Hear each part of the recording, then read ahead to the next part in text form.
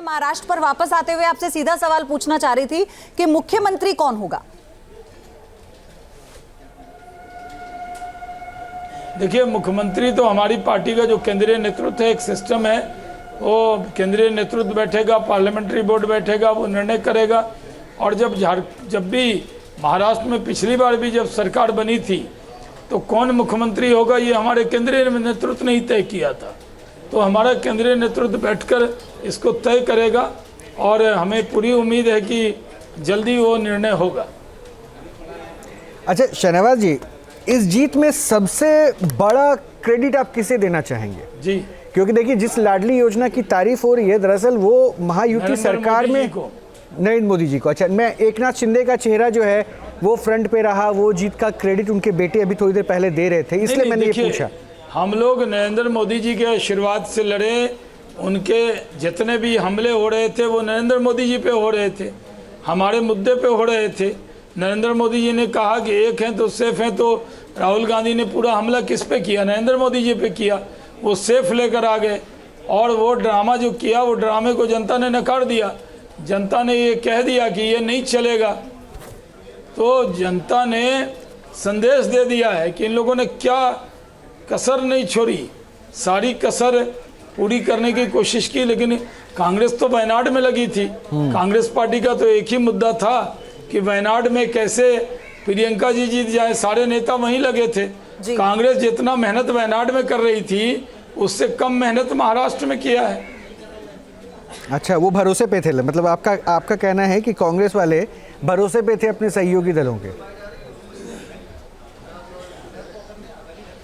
नहीं, वहाँ कांग्रेस वालों का फोकस था कि भाई महाराष्ट्र जीते न जीते, झारखंड जीते न जीते, वायनाड का मार्जिन बढ़ना चाहिए। तो आप देख लेंगे अगर नेताओं के दौरों का, हम लोग तो विपक्ष में रहते हुए कांग्रेस के नेताओं के ट्विटर को फॉलो करके देखते हैं कि क्या क्या कर रहे हैं, क्या बोल रहे हैं, उनकी बात को देखते हैं। तो देख रहे थे कि सब नेता वहीं जा रहे हैं, वो वहीं पे चेहरा दिखा रहे हैं। महाराष्ट्र में तो कांग्रेस ये सोच रही थी कि लोकसभा में हम जीत गए तो शायद हम यहाँ फिर जीत जाएंगे, तो ओवर कॉन्फिडेंस में थे। हम लोगों ने ज्यादा मेहनत की, हमारे कार्यकर्ता शरद पवार जैसे दिग्गज नेता ईवीएम में गड़बड़ी को लेकर अपना समर्थन दे रहे हैं। वो कह रहे हैं कि ऐसा हो सकता है, तो ये एक्सपेक्ट किया था क्योंकि विपक्ष तो हर बार ईवीएम का राग अलापता है, लेकिन शरद पवार ने भी कह दिया हाँ ये हो सकता है। नहीं तो क्या झारखंड में ईवीएम अच्छा है और महाराष्ट्र में खराब है, कर्नाटक में अच्छा है? अब वो जो समोसे की इंक्वायरी करवाने वाले उनके मुख्यमंत्री हैं सुक्खू, उनके यहाँ हिमाचल में जीत गए तो वहाँ ईवीएम बहुत अच्छा, तेलंगाना में ईवीएम बहुत अच्छा, झारखंड में ईवीएम बहुत अच्छा, और महाराष्ट्र में हार गए तो ईवीएम बहुत खराब। ये तो बिहार में कहावत है, मीठा मीठा गप गप और तीता तीता थू थू। ये क्या बात हुई?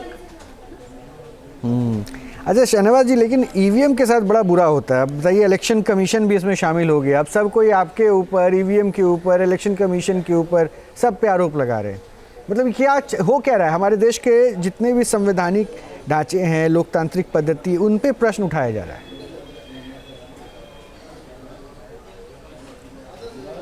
नहीं, ये तो कांग्रेस की आदत रही है कि वो कोई संवैधानिक संस्था नहीं है जिसको छोड़ा नहीं है, जिस पर शक नहीं किया है। इन लोगों की आदत रही है सिर्फ शक करना, सुप्रीम कोर्ट पे शक करना, अदालतों पे शक करना, न्याय पे शक करना, ईवीएम पे शक करना। अब ये कम से कम चुनाव आयोग को तो वकश देना चाहिए।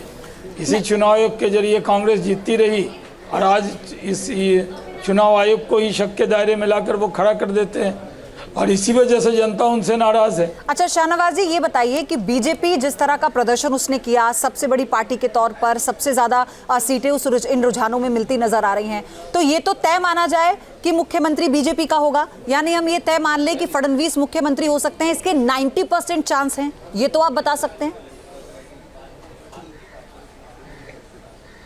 देखिए, परसेंटेज नहीं होता हमारे यहाँ जी। हमारे यहाँ तो केंद्रीय नेतृत्व बैठकर आकलन करता है, चर्चा करता है और चर्चा करने के बाद निर्णय करता है। तो केंद्रीय नेतृत्व बैठेगा, हमारा पार्लियामेंट्री बोर्ड बैठेगा, वो निर्णय करेगा। हम पहले से ये बताने की स्थिति में नहीं है कि कौन किसका चांस ज़्यादा है और कम है। शिंदे जी को मना लेंगे क्या मुख्यमंत्री का पद छोड़ने के लिए? आसानी से मान जाएंगे वो? अब देखिए, हम एक हैं और सेफ हैं।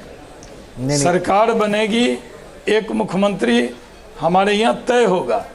नहीं शहनवाज तो जी, इसमें देखिए कोई मैं विवाद नहीं मानता है, हूँ हम कि एक हैं। आपकी रणनीति एक वाली होती है, लेकिन इस एक में जो है ना सेफ वाली बातों में थोड़ा सा कहीं ना कहीं छिटकाव हो गया था। याद कीजिए ना कि बटोगे तो कटोगे का नारा का महाराष्ट्र में एंट्री नहीं करने देने की बातें होने लगी। आप ही के अपने सहयोगी, हालांकि अच्छा परफॉर्म किया आपके सहयोगी ने, उन्होंने तो एक बंद कमरे में सरकार बदलने में एक उद्योगपति अडानी तक का नाम शामिल कर दिया। तो मतलब किरकिरी तो आपकी करवा रहे थे एक होके भी, तो इसलिए मैं पूछ रहा था। नहीं, कोई किरकिरी नहीं थी, वो पता है आपको। हम लोगों से कई बार सवाल हुआ, विकास चंद्रा जी आपके न्यूज़ नेशन के रिपोर्टर हैं, उन्होंने इस पर हमसे पूछा था, तब भी हमने जवाब यही दिया था जी कि हमारे यहाँ अलग अलग 3 पार्टी हैं, तीनों के निशान अलग हैं, नेता अलग हैं। तो कई बार ऐसा थोड़ी है कि जो हम बोलेंगे कार्बन कॉपी हमारा सहयोगी भी वही बोलेगा, ये सही नहीं है। वो कई बार उनका झंडा अलग, नेता अलग, निशान अलग, लेकिन ध्येय एक था कि हम एक हैं और एक होके इकट्ठे होके लड़ेंगे। तो हम एक होके लड़े। तो कई बार जो नारे थे वो तो नारे यही थे, एक है तो सेफ है। प्रधानमंत्री जी ने जो कहा, और ये अगर इसमें क्या दिक्कत है, हमने कोई कहा था हिंदू एक हो, मुस्लिम एक हो।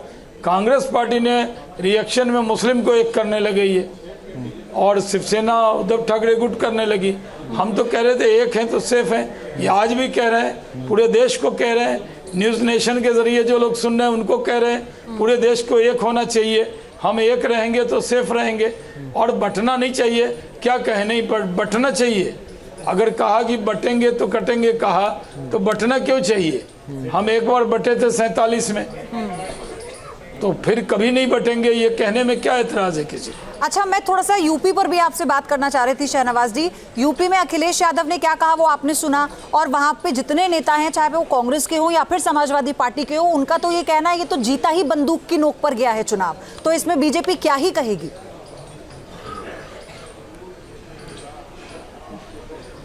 अब जब चुनाव हो जाता है तो यही कहते हैं कि बंदूक के नोक पे जीता है। ये कोई बात हुई? बंदूक के नोक पर तो समाजवादी जीतते थे, बूथ कब्जा करते थे। ये लाल टोपी वालों के बहुत से कारनामे हैं पहले, तो वो जीतते थे। हम तो लोकतंत्र से जीते हैं, जनता के वोट से जीते हैं, और जनता का वोट मिला है तब हम जीते हैं। इसलिए ये कहना कि बंदूक के नोक पे जीते हैं, ये सही नहीं है। अच्छा, अभिलाष खांडेकर भी हैं, वरिष्ठ पत्रकार हैं। अभिलाष जी, ये जो बातें अभी बीजेपी की तरफ से शहनवाज जी रख रहे हैं, आप सब बातों से कन्विंस्ड हो गए क्या? मैंने कई सारे सवाल पूछे, पयोधी ने भी पूछा, आप कन्विंस्ड है? लगता है कि बीजेपी ने जिस तरह से क्लीनली बातें की, परफॉर्म किया, यूनिटी दिखाई, क्रेडिट जीत का दिया पीएम को, लेकिन क्रेडिट की होड़ तो अभी आपको भी लग रहा है ना वहाँ हो रही है, शिंदे साहब को, अजित पवार को, फडणवीस साहब को।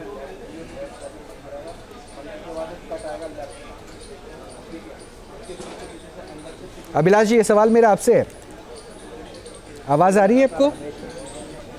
हाँ, मैं पूछ रहा हूँ। तो मुझे आवाज आ रही है, आपको आ रही है मेरी आवाज? जी बोलिए बोलिए।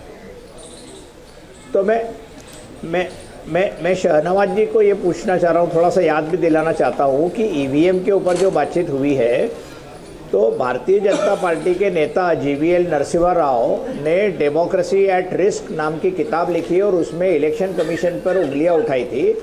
वो जीवीएल नरसिम्हा राव आज राज्यसभा के सदस्य हैं भारतीय जनता पार्टी के, और उन्होंने सबसे पहले ईवीएम के ऊपर अविश्वसनीयता न सिर्फ जताई, अडवाणी जी ने वो किताब को उसका विमोचन किया, और वो किताब लगातार सब दूर बीच बीच में घूमते आ रही है। तो क्या भारतीय जनता पार्टी ने पहले जो मुद्दा उठाया था कि ईवीएम जो है ये अविश्वसनीय है, इस पर शहनवाज जी का क्या कहना है? शहनवाज जी, देखिए, जीवीएल नरसिम्हा राव जी की एक अपनी राय थी, किताब मेरे पास है, लेकिन हम सब की अब राय, जब चुनाव आयोग ने सारी गलतफहमियां दूर कर दी तो ये बात तय हो गई कि ईवीएम पर कोई सवाल अब नहीं है। ये मामला तो सुप्रीम कोर्ट में भी चला गया, वीवीपैट का मामला भी गया था, और वो जो कहते थे कि कुछ वीवीपैट होना चाहिए वो भी हो गया। तो जो सवाल उन्होंने उठाए थे उसको तो सुप्रीम कोर्ट ने एड्रेस कर दिया। अब कोई ईवीएम पर विवाद नहीं है। सुप्रीम कोर्ट का आदेश है इस पर कि इसको कोई विवाद करने की ज़रूरत नहीं है। जो हार जाता है उसके लिए ईवीएम खराब है और वो जानबूझ के ईवीएम के ऊपर बेईमानी का इल्ज़ाम लगा देते हैं। लेकिन ये भी तो सच है ना अभिलाष जी, ये भी तो सच है ना कि सुप्रीम कोर्ट हो, चुनाव आयोग हो, जब आपको ये कहा जा रहा है कि आप बताइए, आप वो डेमो दीजिए, आप प्रोसेस बताइए, किस तरह से आपको लगता है ईवीएम को हैक किया जा सकता है, कैसे आपको लगता है कि गड़बड़ी हो सकती है, क्यों कोई नेता नहीं पहुंचा, क्यों कोई नहीं प्रूव कर पाया?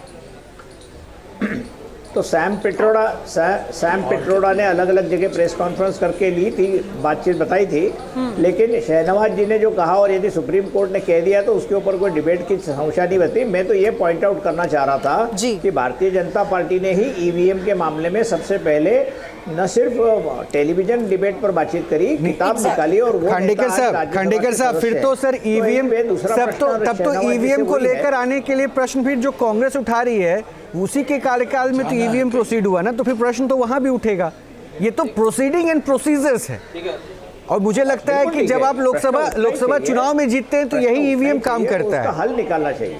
नहीं, सेटिस्फैक्शन अपोजिशन को कैसे आप सेटिस्फाई करेंगे? नहीं, और आज जो बात हो रही है बिल्कुल सही है कि झारखंड में ईवीएम ठीक है और वायनाड में भी ठीक है। तो रांची और जब मुंबई के बीच के ईवीएम अलग अलग है क्या? वायनाड में भी ठीक है। हाँ, और झारखंड में भी, मतलब अभी तक इससे पहले मध्य प्रदेश के चुनाव में ठीक थी, छत्तीसगढ़ के चुनाव में ठीक थी, और जो रिजल्ट लोकसभा में यूपी का रहा उसमें ठीक थी। तब अखिलेश यादव ने ये नहीं कहा था। खैर आज जो वो कह रहे हैं। शाहनवाज जी बहुत बहुत धन्यवाद आपका हमारे साथ जुड़ने के लिए। हाँ, अपनी बात रखकर अपनी बात रख दीजिए आप। जी बहुत बहुत शुक्रिया। ठीक है, धन्यवाद सर आपका। और एक बड़ी अपडेट देखिए एकदम साफ है, अभी और कोई बहाना नहीं है, एक ही बहाना है ईवीएम का। ईवीएम का बहाना लेंगे, उनके पास नहीं है, वो पूरी तरह उनको देखना चाहिए। कांग्रेस के लिए आत्मचिंतन का विषय है। शहनवाज जी कुछ तो छोड़ दीजिए विपक्ष के लिए, सारी सीटें उनकी हड़प ले रहे हैं, कुछ बहाने ही छोड़ दीजिए, कम से कम इसी बहाने के साथ आप पे प्रश्न करें, और शायद वो भी तो तलाश ही रहे ना बहाना। चलिए बहाने लेते रहे वो।